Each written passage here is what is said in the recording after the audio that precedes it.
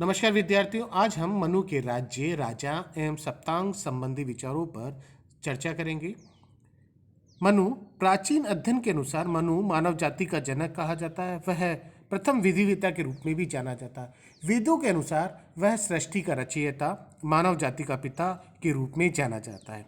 मनु के द्वारा मनुस्मृति की रचना की गई और मनुस्मृति की रचना काल के बारे में विद्वानों में मतभेद है।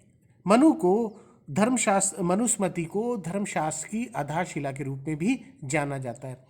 मनुस्मृति में कुल 1 लाख श्लोक थे जो धीरे धीरे रहकर 12,000 रह गए और वर्तमान में 2,694 श्लोक मनुस्मृति में हैं।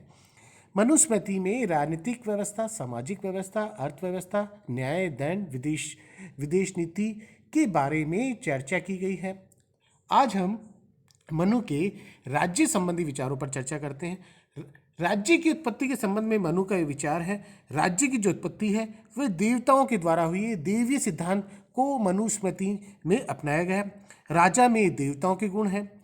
राजा धर्म के अनुसार शासन व्यवस्था स्थापित करता है और धर्म जो संस्कृत के धृ धातु से बना है, जिसका अर्थ है धारण करना, उन नीतियों को धारण करना, उन व्यवस्थाओं को धारण करना, उन व्यवस्थाओं को धारण करना जिससे कि राज्य की व्यवस्था स्थापित हो, समाज की व्यवस्था स्थापित हो। मनुस्मृति के अनुसार राजा में देवताओं के गुण मौजूद हैं और राजा देवताओं के गुणों को लेकर शासन करता है। राज्य की समस्त शक्तियां राजा के पास में है, उन शक्तियों का वह उपयोग करता है और शासन व्यवस्थाओं के साथ साथ राज्य में न्याय और दंड की व्यवस्था भी राजा के द्वारा की जाती है। राज्य में राजा के बिना कल्पना संभव नहीं है।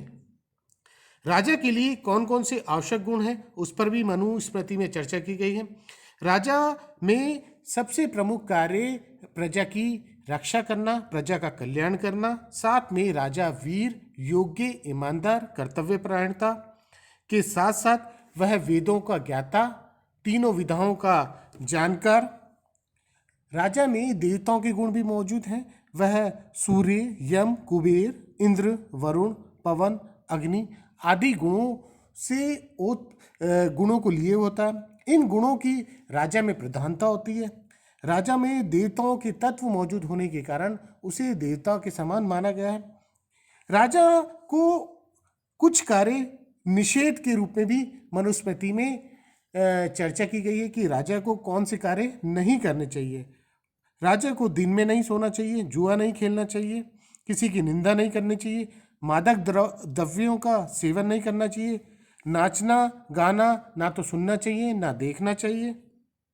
स्त्रियों के अतिसंग का भी निषेध किया गया है। बुरे कार्य नहीं करने चाहिए, व्यभिचार वाले कार्य नहीं करने चाहिए। ये सभी कार्य राजा को निषेध रूप से मनुस्मृति में लागू किए गए हैं कि राजा को ये कार्य नहीं करने चाहिए। मनुस्मृति में राजा या राज्य के कार्य पर भी चर्चा की गई है। प्रजा की रक्षा करना। मनुस्मृति में राजा का जो प्रमुख कार्य है प्रजा का कल्याण करना, प्रजा की रक्षा करना। राजा का प्रथम कार्य यह है कि वह प्रजा की रक्षा करे, प्रजा के कल्याण के लिए कार्य करे, राज्य में न्याय की व्यवस्था स्थापित करे, प्रजा की भारी आक्रमणों से रक्षा करे और निर्बलों की सहायता करे, अत्याचारी व्यवस्थाओं को दूर करे और राज्य में न्याय व दंड की व्यवस्था स्थापित करे। प्रजा का पालन। राजा का प्रमुख कार्य है प्रजा का कल्याण करना, प्रजा की सुख दुख की देखरेख करना, लोक कल्याणकारी कार्य करना और राजा धर्म पूर्वक राज्य को स्थापित करे, शासन व्यवस्था स्थापित करे, दान करे, निर्बलों की सहायता करे, अत्याचारों पर दंड की व्यवस्था स्थापित करे। प्रशासन की व्यवस्था।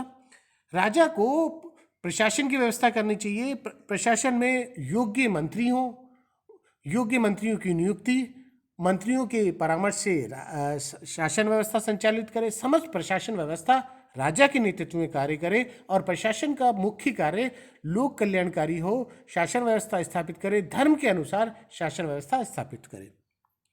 अर्थव्यवस्था का संचालन।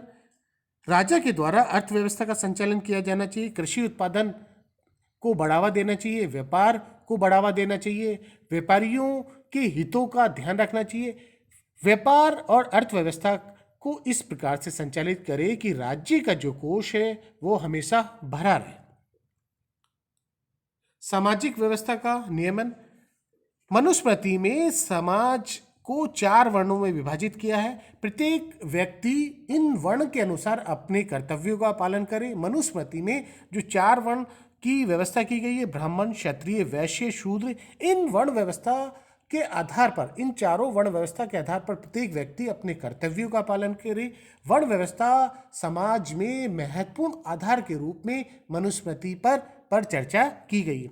साथ में आश्रम व्यवस्था पर भी चर्चा की गई है। चारों आश्रम व्यवस्था को स्थापित किया जाना चाहिए। अगला, न्याय की व्यवस्था। मनुस्मृति में राज्य में न्याय की व्यवस्था पर भी बल दिया गया। न्याय व कानून की स्थापना हो। यदि राज्य में कानून व न्याय नहीं होगा तो राज्य मत्स्य राज्य के रूप में दिखाई देगा।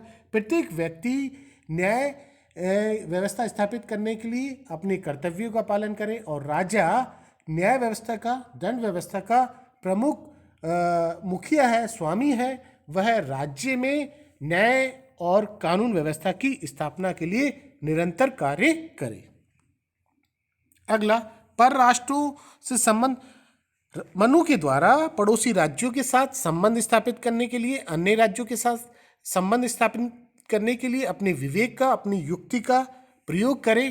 पड़ोसी राज्यों से किस प्रकार के संबंध हो या अन्य राज्यों से किस प्रकार के संबंध हो, इसके लिए मनुस्मृति में परराष्ट्र नीति के अंतर्गत मंडल सिद्धांत व षाटगुनी नीति का उपयोग किया जाना चाहिए और पड़ोसी राज्यों के साथ या अन्य राज्यों के साथ कब मैत्री करनी, कब युद्ध करना है, ये अपनी युक्ति के आधार पर, अपने विवेक का प्रयोग किया जाना चाहिए।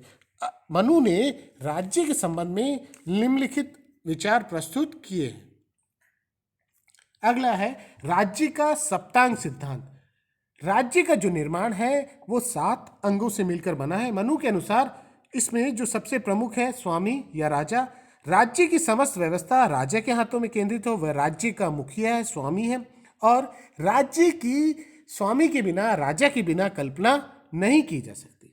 अगला, मंत्री।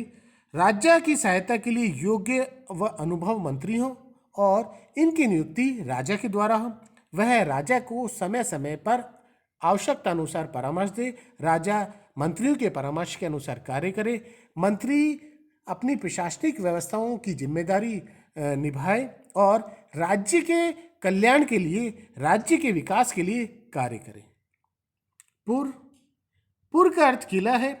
राज्य को सुरक्षा की स्थापना के लिए और एक किले की व्यवस्था का वर्णन किया गया है और किले में सुरक्षा के अलावा भरण पोषण की वह सभी सुविधाएं उपलब्ध हों। किले के अलग अलग प्रकारों का भी वर्णन किया गया है। धन वर्ग किला, माही दुर्ग, जल दुर्ग, वृक्ष दुर्ग, गिरि दुर्ग, मनुष्य दुर्ग आदि विभिन्न प्रकार के दुर्गों की व्यवस्था का वर्णन किया गया है। और ये जो किले हैं या दुर्ग है ये मजबूत होने चाहिए, सुरक्षित होने चाहिए, इनमें सभी पर्याप्त व्यवस्थाएं होनी चाहिए। राज्य। राज्य का अर्थ भूमि व उसमें निवास करने वाली जनता है। भूमि उपजाऊ होनी चाहिए, जनता की जो जनसंख्या है वह पर्याप्त होनी चाहिए और यहाँ पानी की व्यवस्था होनी चाहिए। वह सभी सुविधाएं होनी चाहिए जिससे कि जनता का कल्याण हो। कोष राज्य का एक अनिवार्य अंग है जो सभी व्यवस्थाओं को संचालित करता है, कल्याण के लिए कार्य करता है, युद्ध में महत्वपूर्ण भूमिका निभाता। अतः कोष का सदैव भरा होना चाहिए और राजा को ये प्रयास करने चाहिए कि राज्य का जो कोष है वह सदैव भरा रहे और कोष हमेशा सही जगह प्रयोग में ला सके, उसका जो प्रयोग है वह जन कल्याण के लिए किया जा सके। दंड का अर्थ मनुस्मृति में सेना से लिया गया है।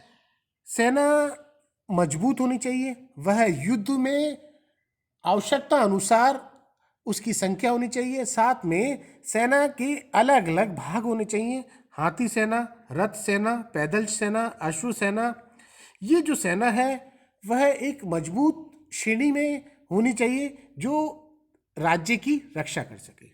मित्र, राज्य के लिए एक मित्र या अन्य मित्र होने चाहिए जो राज्य की समय आवश्यकता अनुसार सहायता कर सकें। राज्य को जब भी मुसीबत हो, जब भी आवश्यकता हो, वह मित्र की सहायता ले सके। राज्य का सप्तांग सिद्धांत जो राज्य को 7 अंगों से मिलकर निर्माण करता है, मनुस्मृति में मनु के द्वारा बताया गया है। आज हमने मनुस्मृति के अंतर्गत राज्य, राजा व सप्तांग सिद्धांत के संदर्भ में आपसे चर्चा की। धन्यवाद।